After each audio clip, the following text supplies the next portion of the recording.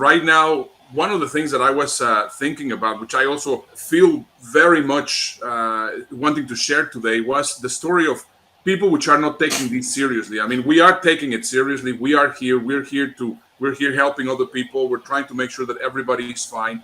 By the way, I mean, one of the I was having a conversation with Dave a moment ago, and we were just saying, well, one of the things that we need to do is to let everybody know that we are there to support you. And having that said, I've been really shocked with some people posting in social media that they are not taking this seriously, that this is a hoax, that this is just a joke. And that is really, I do not even know what to think about that. If I get corona, I get corona. At the end of the day, I'm not going to let it stop me from partying. I've been waiting. We've been waiting for Miami spring break for a while. About 2 months we've had this trip planned. 2-3 months. So we're just out here having a good time. Whatever happens, happens. Like, it's really messing up with my spring break. What is there to do here other than go to the bars or the beach, and they're closing all of it? It's really messing up. I think they're blowing it way out of proportion. I think it's doing way too much. Doing us bad. We need a refund. This virus ain't that serious. It's serious. It's more serious things out there like hunger and poverty, and we need to address that.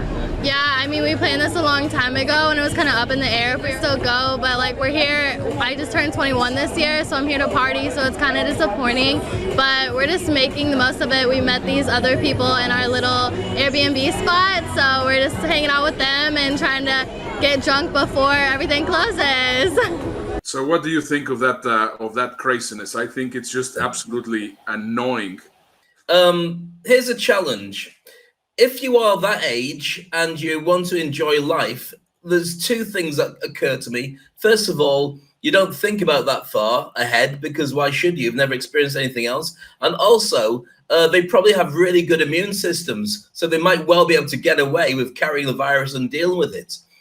I think that one of the challenges for many other countries that have suffered worse, and I don't mean to go at anybody who's suffering. I feel for you, and I really don't feel that people should take the blame for this. But I do feel authorities have often been in denial about it, and they saw the fact that there was some kind of virus or some kind of war that they had to impose on their people as a sign of weakness. Now, this has been a challenge in many countries. I won't point out the ones, but there's a lot of countries that are in denial, a lot of countries that aren't testing, and a lot of countries that are now picking up the pieces of lots of people in body bags and coffins because they left it even a week before they could have told people.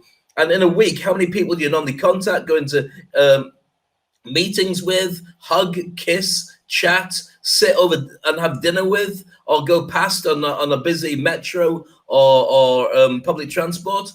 The countries that have suffered worst are the ones where they hadn't taken it seriously. So, unfortunately, I mean, we're talking about the UK, maybe a 12-week lockdown. 12 weeks. That's incredible. So the government's on about rationing food and all the stuff that goes with it. There's a lot of challenges that are out there. And, of course, it doesn't help when people don't take it seriously. But I understand where they're coming from, but it's a huge no-no. Today, I was looking at my Facebook line, and then I suddenly saw somebody, a friend of mine, that was actually saying, well, I'm just enjoying it here, and I'm going to restaurants, and I'm hugging people, and I'm shaking hands with people, and whatever. He's also young, he's strong, and what happens with this virus is that there's people that carry it, and people which you can carry it and give it away without really realizing. And I honestly think that this is something that we definitely have to take serious. Why?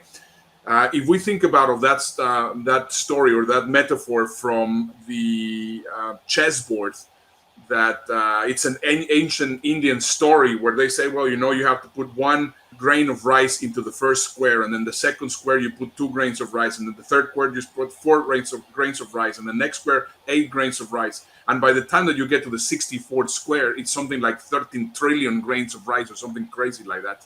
And this is exactly the way exponentially that this pandemic can go.